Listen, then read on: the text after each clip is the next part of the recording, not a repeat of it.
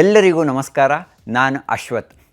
Russia Ukraine ಯುದ್ಧ ಒಂದು ಕಡೆಯಾದರೆ ಇನ್ನೊಂದು ಕಡೆ ಹಮಾಸ್ ಇಸ್ರೇಲ್ ಮಧ್ಯೆ ಯುದ್ಧ ನಡೀತಾ ಇದೆ. ಈ ಎರಡು ಯುದ್ಧಗಳ ಮಧ್ಯೆ ಇನ್ನೊಂದು ಯುದ್ಧ ಆರಂಭವಾಗಿದೆ. ಅದುವೇ ಕೆಂಪು ಸಮುದ್ರದ ಮೇಲೆ ಯಮನ್ ಮೂಲದ ಹೌತಿ ಉಗ್ರರ ದಾಳಿ. ಸಮುದ್ರದಲ್ಲಿ ನಡೆಯುತ್ತಿರುವ ಈ ಯುದ್ಧದಿಂದ ವಿಶ್ವ ಈಗ ಸಮಸ್ಯೆ ಎದುರಿಸ್ತಾ ಇದೆ. ಹೀಗಾಗಿ ಇಲ್ಲಿ ಹೌತಿ ಉಗ್ರರು ಅಂದರೆ ಯಾರು, ಕೆಂಪು ಸಮುದ್ರ ಮಾರ್ಗ ಯಾಕೆ ಫೇಮಸ್ಸು, ಈ ದಾಳಿಯಿಂದ ಭಾರತ ಮತ್ತು ವಿಶ್ವದ ಮೇಲೆ ಆಗುವ ಪರಿಣಾಮ ಏನು ಇತ್ಯಾದಿ ವಿವರಗಳನ್ನು ನಾನು ಈ ವಿಡಿಯೋದಲ್ಲಿ ತಿಳಿಸ್ತಾ ಇದ್ದೇನೆ. 1990ರಲ್ಲಿ ಯಮನ್ ಅಧ್ಯಕ್ಷ ಆಲಿ ಅಬ್ದುಲ್ಲಾ ಸಲೇಹ್ ವಿರುದ್ಧ ಭ್ರಷ್ಟಾಚಾರದ ಆರೋಪ ಕೇಳಿಬರುತ್ತೆ. ಈ ವೇಳೆ ಧಾರ್ಮಿಕ ನಾಯಕ ಹುಸೇನ್ ಆಲಿ ಹೌತಿ ನೇತೃತ್ವದಲ್ಲಿ ಒಂದು ಚಳುವಳಿ ಆರಂಭವಾಗುತ್ತೆ. ಈ ಚಳುವಳಿಯ ಈಗ ಉಗ್ರ ಸಂಘಟನೆಯಾಗಿ ಮಾರ್ಪಾಡಾಗಿದೆ. ನಿಮಗೆ ಗೊತ್ತಿರ್ಬೋದು, ರಷ್ಯಾ ವಿರುದ್ಧ ಹೋರಾಡಲು ಅಮೆರಿಕ ಈ ಹಿಂದೆ ತಾಲಿಬಾನನ್ನು ಬೆಳೆಸಿತ್ತು. ಅದೇ ರೀತಿಯಾಗಿ ಇರಾನ್ ಈಗ ತನ್ನ ವಿರುದ್ಧ ದೇಶಗಳ ವಿರುದ್ಧ ಹೋರಾಡಲು ಹೌತಿ ಬಂಡುಕೋರರು ಈಗ ಸಹಾಯ ಮಾಡ್ತಾ ಇದೆ. ಈಗ ಯಮನ್ನ ಒಂದು ಕಡೆ ಸೌದಿ ಅರೇಬಿಯಾ ಮತ್ತು ಅಮೆರಿಕ ಬೆಂಬಲ ಇರುವ ಒಂದು ಸರ್ಕಾರ ಇದ್ದರೆ, ಇನ್ನೊಂದು ಕಡೆ ಇರಾನ್ ಬೆಂಬಲಿತ ಹೌತಿ ಉಗ್ರರು ಇದ್ದಾರೆ. ಅಮೆರಿಕ, ಇಸ್ರೇಲ್, ಸೌದಿ ಅರೇಬಿಯಾ ಮತ್ತು ಪಾಶ್ಚಿಮಾತ್ಯ ದೇಶಗಳೇ ಹೌತಿ ಉಗ್ರರ ಶತ್ರುಗಳು.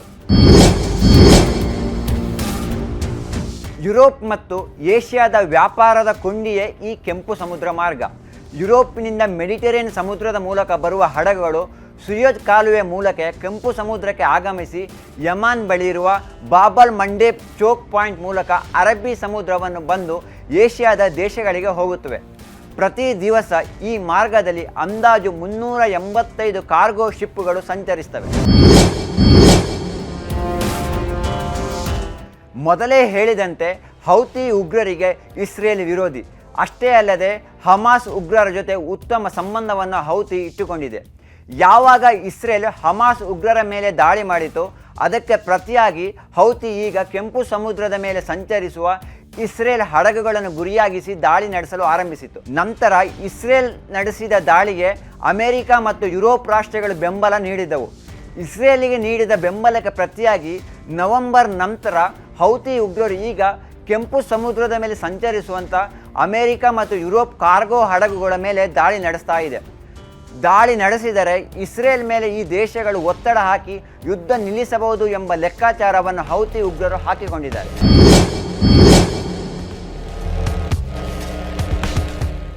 ಯಮನ್ನ ಈ ಚಿತ್ರವನ್ನು ನೋಡಿದರೆ ನಿಮಗೆ ಗೊತ್ತಾಗುತ್ತೆ.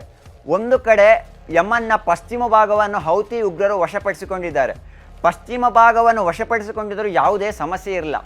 ಆದರೆ ಅವರು ಈಗ ಕ್ರೀಕ್ ಮಾಡ್ತಿರೋದು ಬಾಬೆಲ್ ಮಂಡೇಬ್ ಎಂಬ ಚೋಕ್ ಪಾಯಿಂಟ್ನಲ್ಲಿ.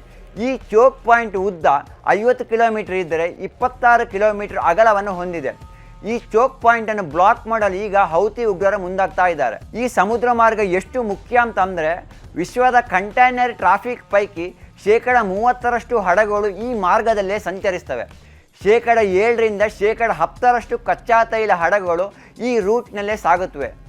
ಕೆಂಪು ಸಮುದ್ರದ ಮೂಲಕ ವರ್ಷಕ್ಕೆ $1 ಟ್ರಿಲಿಯನ್ ವ್ಯವಹಾರ ನಡೆಯುತ್ತದೆ. ಹಿಂದೆ ಸುಯಜ್ ಕಾಲುವೆಯಲ್ಲಿ ಕಂಟೈನರ್ ಹಡಗೊಂದು ಅರ್ಧಕ್ಕೆ ನಿಂತಿತ್ತು. 6 ದಿನ ಕಾಲುವೆಯಲ್ಲೇ ನಿಂತ ಕಾರಣ ವಿಶ್ವಕ್ಕೆ ಅಂದಾಜು $54 ಶತಕೋಟಿ ವ್ಯಾಪಾರ ನಷ್ಟವಾಗಿತ್ತು. ಒಂದು ವಾರಕ್ಕೆ ಇಷ್ಟು ಡಾಲರ್ ನಷ್ಟವಾದರೆ, ಒಂದು ತಿಂಗಳ ಕಾಲ ಈ ಮಾರ್ಗದಲ್ಲಿ ಸಮಸ್ಯೆ ಆದರೆ ವಿಶ್ವಕ್ಕೆ ಎಷ್ಟು ನಷ್ಟವಾಗಬಹುದು ಎಂಬುದನ್ನು ನೀವೇ ಊಹಿಸಬಹುದು. ಹಾಗೆ ನೋಡಿದರೆ ಹಿಂದೆ ಸೌದಿ ಅರೇಬಿಯಾದ ಮೇಲೂ ಹೌತಿ ಉಗ್ರರು ದಾಳಿ ನಡೆಸಿದರು. ಯಾಕೆಂದರೆ ಸೌದಿಯಲ್ಲಿ ಸುನ್ನಿ ಮುಸ್ಲಿಮರು ಹೆಚ್ಚಿನ ಸಂಖ್ಯೆಯಲ್ಲಿದ್ದರೆ, ಹೌತಿಯಲ್ಲಿ ಶಿಯಾ ಮುಸ್ಲಿಮರಿದ್ದಾರೆ. ವಿಶ್ವದ ಅತಿ ದೊಡ್ಡ ತೈಲ ಉತ್ಪಾದನಾ ಕಂಪನಿ ಸೌದಿ ಅರಾಮ್ಕೋದ ತೈಲ ಉತ್ಪಾದನಾ ಘಟಕಗಳ ಮೇಲೆ ಹೌತಿ ಉಗ್ರರು ಡ್ರೋನ್ ದಾಳಿ ನಡೆಸಿದರು.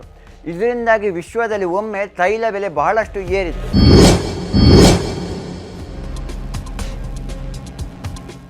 ಹೇಗೆ ವಾಹನಗಳಿಗೆ ವಿಮೆ ಮಾಡಲಾಗ್ತದೆಯೋ ಅದೇ ರೀತಿಯಾಗಿ ಹಡಗುಗಳಿಗೆ ಸಹ ವಿಮೆ ಇರುತ್ತೆ.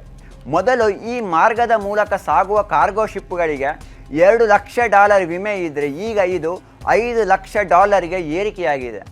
ಎರಡನೇದಾಗಿ ಕೆಂಪು ಸಮುದ್ರದಲ್ಲಿ ಸಮಸ್ಯೆ ಆಗುತ್ತಿರುವ ಕಾರಣ ಹಡಗುಗಳು ಈಗ ಮಾರ್ಗವನ್ನು ಬದಲಾಯಿಸಿದ್ದು ಆಫ್ರಿಕಾ ಖಂಡಕ್ಕೆ ಸುತ್ತು ಹಾಕಿ ಏಷ್ಯಾ, ಯುರೋಪ್ ದೇಶಗಳನ್ನು ತಲುಪ್ತಾ ಇವೆ. ಈ ಮೊದಲು ಯುರೋಪ್ನಿಂದ 5 ವಾರದಲ್ಲಿ ಭಾರತಕ್ಕೆ ಬರುತ್ತಿದ್ದ ಹಡಗುಗಳು ಈಗ ಭಾರತಕ್ಕೆ ಬರಲು 7-8 ವಾರಗಳನ್ನು ತೆಗೆದುಕೊಳ್ತಾ ಇದೆ. ಉಕ್ರೇನ್ ಯುದ್ಧದ ಬಳಿಕ ರಷ್ಯಾದ ಕಚ್ಚಾ ತೈಲ ಭಾರತಕ್ಕೆ ಹೆಚ್ಚಿನ ಪ್ರಮಾಣದಲ್ಲಿ ಬರತೊಡಗಿತು. ಕೊನೆಗೆ ಭಾರತದ ತೈಲ ಆಮದು ಮಾಡುವ ದೇಶಗಳ ಪೈಕಿ ರಷ್ಯಾ ಮೊದಲ ಸ್ಥಾನವನ್ನು ಪಡೆದುಕೊಂಡಿತು. ಆದರೆ ಡಿಸೆಂಬರ್ಗೆ ಹೋಲಿಕೆ ಮಾಡಿದರೆ ಜನವರಿಯಲ್ಲಿ ಆಮದು ಪ್ರಮಾಣ 25% ಕಡಿಮೆಯಾಗಿದೆ. ಹಾಗೆ ನೋಡಿದರೆ ಇರಾನ್ ಜೊತೆ ರಷ್ಯಾದ ಸಂಬಂಧ ಚೆನ್ನಾಗಿ ಇರುವ ಕಾರಣ ನಾವು ರಷ್ಯಾದ ಹಡಗುಗಳನ್ನು ಟಾರ್ಗೆಟ್ ಮಾಡುವುದಿಲ್ಲ ಎಂದು ಹೌತಿ ಉಗ್ರರು ಈ ಹಿಂದೆ ಹೇಳಿದರು. ಹೀಗಿದ್ದರೂ ಶಿಪ್ ಮಾಲೀಕರು ಹಿಂದೇಟು ಹಾಕಿದ ಪರಿಣಾಮ ಈಗ ಇರಾಕ್, ಸೌದಿ ಅರೇಬಿಯಾದಿಂದ ಹೆಚ್ಚಿನ ಪ್ರಮಾಣದಲ್ಲಿ ಭಾರತ ಕಚ್ಚಾ ತೈಲವನ್ನು ಆಮದು ಮಾಡ್ತಾ ಇದೆ.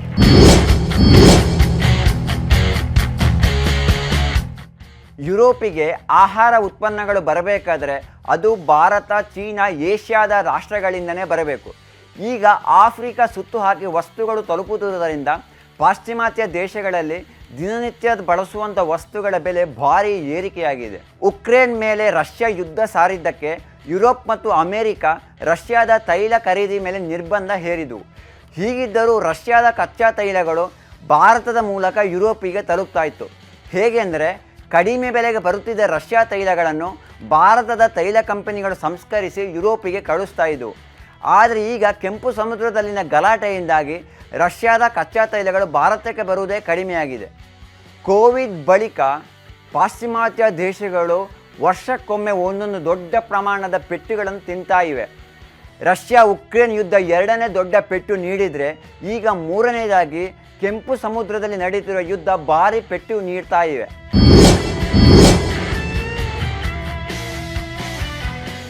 ಇಂದಿನ ಆಧುನಿಕ ತಂತ್ರಜ್ಞಾನ ಯುಗದಲ್ಲಿ ಇಂದು ಯಾರು ಬೇಕಾದರೂ ಭೂಮಿ, ವಾಯು, ಸಮುದ್ರದಿಂದ ದಾಳಿ ಮಾಡಬಹುದು.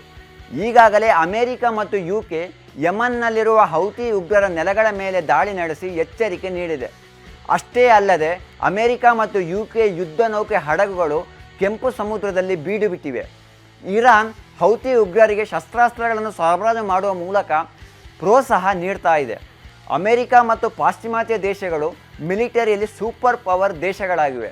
ಹೀಗಾಗಿ ಹೌತಿ ಉಗ್ರಗಳನ್ನು ಸೆದೆಬಡಿಯುವುದು ಕಷ್ಟದ ಕೆಲಸ ಏನಲ್ಲ. ಈ ಕಿತ್ತಾಟದ ಮಧ್ಯೆ ಇರಾನ್ ಮಧ್ಯಪ್ರವೇಶ ಮಾಡಿದರೆ ಜಗತ್ತು ಮತ್ತೊಂದು ಯುದ್ಧಕ್ಕೆ ಸಾಕ್ಷಿಯಾಗಬಹುದು. ಒಂದಂತೂ ಸತ್ಯ, ವಿಶ್ವದ ಯಾವುದೇ ಭಾಗದಲ್ಲಿ ಏನೇ ಆದರೂ ಅದರ ಬಿಸಿ ವಿಶ್ವಕ್ಕೆ ತಟ್ಟುವುದು ನಿಶ್ಚಿತ. ಹೀಗಾಗಿ ಈಗ ನಡೆಯುತ್ತಿರುವ ಕೆಂಪು ಸಮುದ್ರದ ಯುದ್ಧ ನಿಲ್ಲುತ್ತಾ, ಎಲ್ಲಿವರೆಗೆ ಮುಂದುವರಿಯುತ್ತೆ ಎನ್ನುವುದೇ ಸದ್ಯದ ಕುತೂಹಲ. ಧನ್ಯವಾದಗಳು.